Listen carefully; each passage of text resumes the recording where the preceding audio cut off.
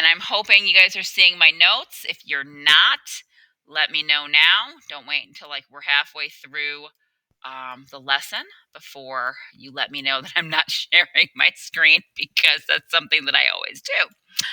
All right, ladies and gentlemen, so let's take a quick look. Like I said, this shouldn't take us any more than about maybe 10 minutes or so. All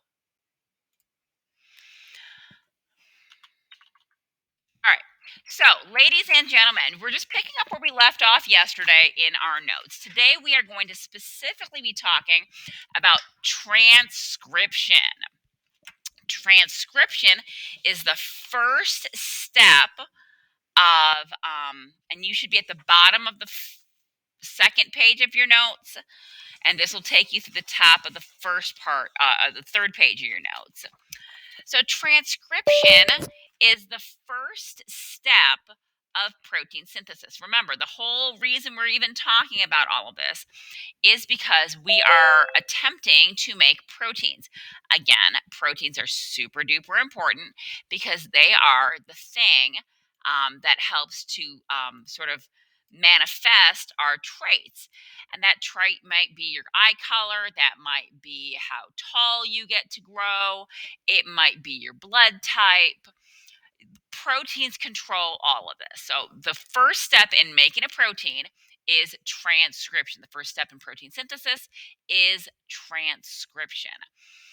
In transcription, what we see is that there are segments of DNA that serve as templates to produce these complementary RNA molecules. We just talked about that in the do now.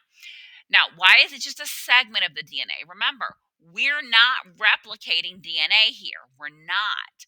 We only need a gene sequence. Remember, your DNA molecule could be millions of nucleotides long, and that's, pretty common. Now, however, we don't need all millions and millions of those. We only need a specific gene sequence that is going to code for a specific protein. That means, ladies and gentlemen, that I only need to copy a small piece of my DNA in order to get the protein that I need. Okay? Now, again, we know about the base sequencing, doing the complements. This goes back to Chargaff's rule. Again, C's and G's always go together. So if my RNA reads a C on the DNA, it's going to bring in a G. However, remember, RNA replaces uracil for thiamine. Uracil is used instead of thiamine. There is no thiamine in RNA. Adenine and uracil pair when I'm building RNA. All right, issues or questions, ladies and gentlemen?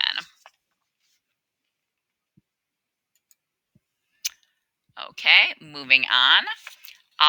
We are now moving into the second part. It's a transcription in prokaryotes and eukaryotes on your note catcher. Now, something I want to mention. I spend a lot of time talking about how the DNA never leaves the nucleus. The DNA never leaves the nucleus. The DNA never leaves the nucleus. I get it. I go on and on about that. But here is the fact of the matter. Not all cells have nuclei. I am going to say this. The vast majority of living things have nucleuses. And I just want to, this is a quick reminder, those are the eukaryotes. Eukaryotes are cells that have a nucleus. If you have a eukaryotic cell, like you, like me, like the tree outside, like any multicellular organism, and even some single cell organisms, then RNA is created, the mRNA is created inside the nucleus. And then the mRNA is going to leave out of the nucleus through a nuclear pore. So just like your skin has small little tiny openings in it where, like, if it gets too hot, you start to sweat and the sweat can leave your body, the nuclear pores are little tiny holes in the nucleus that are just small enough to allow the RNA to escape out into the into the cytoplasm, but those openings are really, really too small to let the DNA through. Remember, DNA is double stranded, so it's doubly wide. This is only big enough to let a single strand through. DNA can't leave through here, which is a good thing. We want to protect our DNA. Now, just remember, prokaryotes, these are our single cell organisms. They do not have a nucleus. And therefore, all this RNA, protein synthesis, mRNA, this all has to happen in the cytoplasm just because there is no nucleus. So I wanted to mention this just because, again, we spend a lot of time talking about the nucleus, and I just wanted to remind you all that not every single living organism has cells with nuclei. Most do, but not everybody.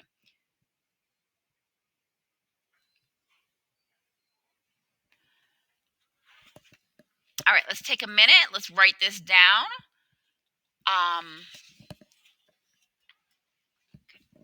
Good morning.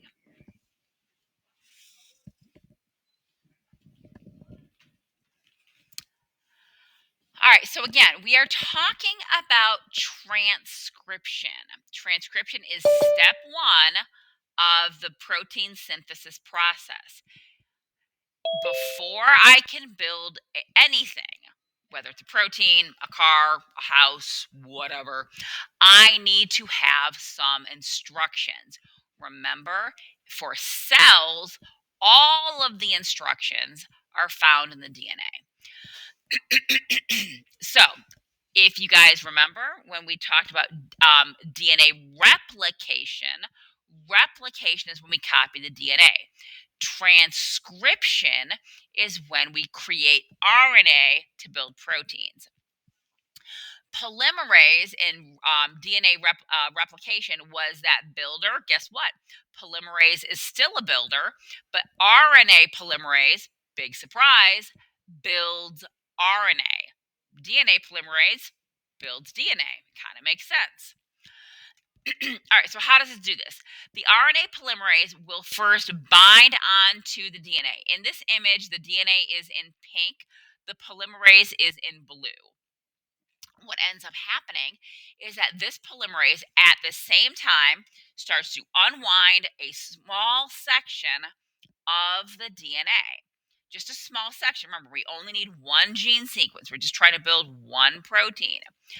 As it opens it up, it starts to read the template, AAA, GGG, CCC, and then it starts to assemble complementary nucleotides to make the RNA.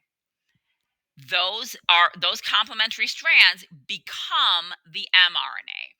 And in this image on the screen, the RNA is the green single-stranded nucleic acid. Issues or questions?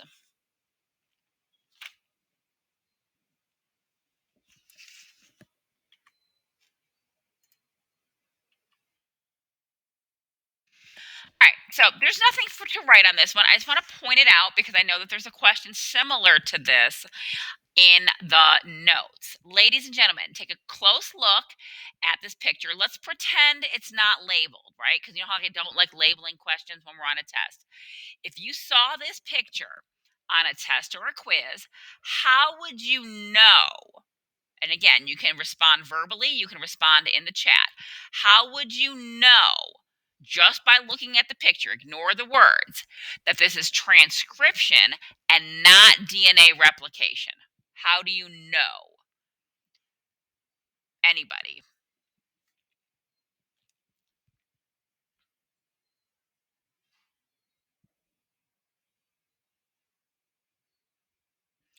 I'm waiting on an answer, ladies and gentlemen, and we're not moving forward until I get one.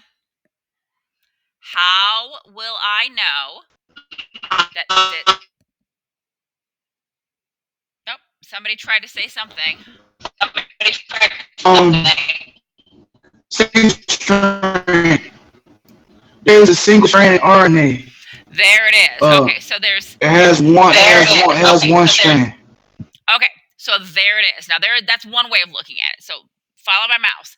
If I'm looking at this picture, let's say there's no labels on it. Oh, yep, template strands. Good job, Matthew. Let's pretend that there's no labels at all. How would I know that this is transcription? If I showed you this picture and I said, is this transcription or replication? The answer would be transcription. How do we know? Because again, note we see the polymerase moving this way, right? This blob. Remember, polymerase is always kind of blobby. I start with one DNA strand. I'm ending with one DNA strand. If this is replication, I should be ending with two DNA strands. So that's one way that you'd be able to know. The other way is what Daryl said. Underneath here, I'm looking at a single strand. We know if it's single stranded, it is RNA. We know if it is RNA, then it has to be transcription. Okay, if you see RNA, a single strand of nucleic acids, then we know that it has to be transcription. So good job, everybody.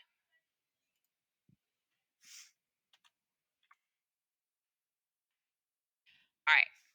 So, how does the RNA polymerase know where to start and know where to stop?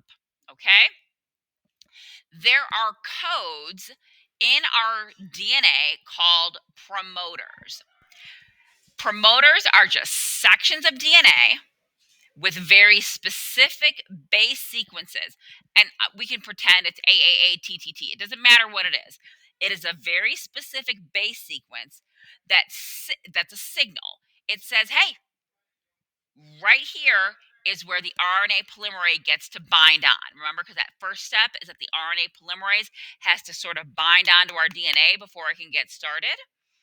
So this promoter sends a signal to the RNA polymerase that says, hey, bind on here.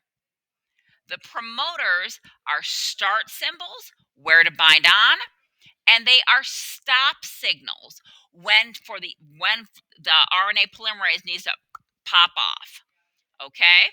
So again, a promoter is just a chemical signal in the DNA that talks to the RNA polymerase, telling it where to bind on and start making the RNA, and where to cast off and stop making the RNA. All right? Issues or questions?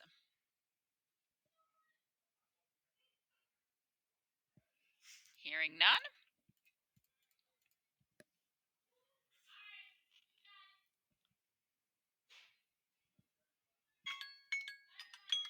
All right. So now editing. If you remember, what about codons? Codons come in when we are doing codons. The promoters are codons. Remember how we said that not all codons code for amino acids? Some of them are just chemical signals.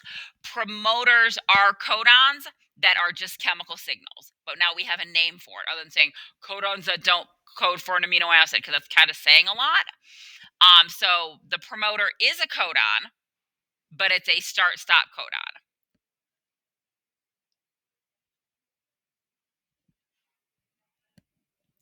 Somebody needs me to go back to the last slide. That's fine. Give me 1 second.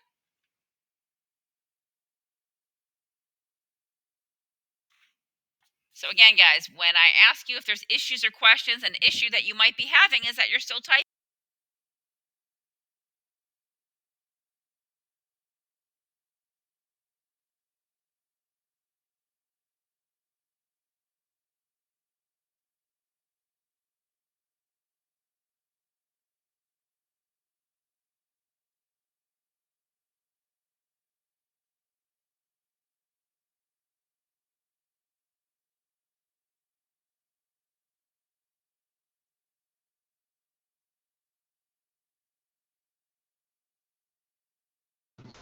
I think we can't hear you.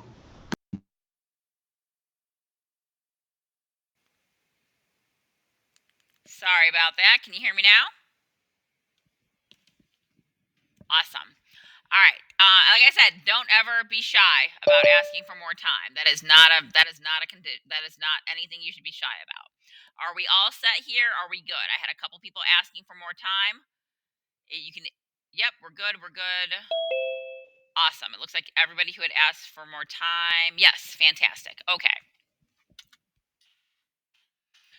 All right. So this is the RNA editing. So just like when you are in English class, you don't turn in the first rough draft of your paper. You have to edit it. RNA requires editing before we can release it from the nucleus. So we have something called pre-mRNA. And that is sort of pictured down here with the red and the blue. We have exons and introns on the original copy or the pre-mRNA. So editing, just like if you were editing a paper, requires that you cut some stuff out. Maybe you're being a little too wordy. Maybe it's going to go on for too long. Maybe you're doing a presentation that's only supposed to be 5 minutes, but it ends up being 10 minutes. Maybe you're editing a video and you have to cut out all the mistake parts, okay? And that becomes like the blooper reel. So when we do editing on RNA, what ends up happening is the RNA or the pre mRNA, I should say, we need to cut out the introns. The introns stay in the nucleus. The exons exit the nucleus. The exons alone make up the mature mRNA, the finished product mRNA, and it is the exons only that exit the nucleus and then go on to code our proteins. Now, at the start and beginning of the mRNA molecule, we have something called a cap at the front and a tail at the end. And I think it was Matthew that had pointed out earlier, those end up being my codons for start-stop signals for my mRNA when my ribosome is reading it. All right, any issues or questions at all for mRNA editing? Do you just need more time? Does anybody need more time?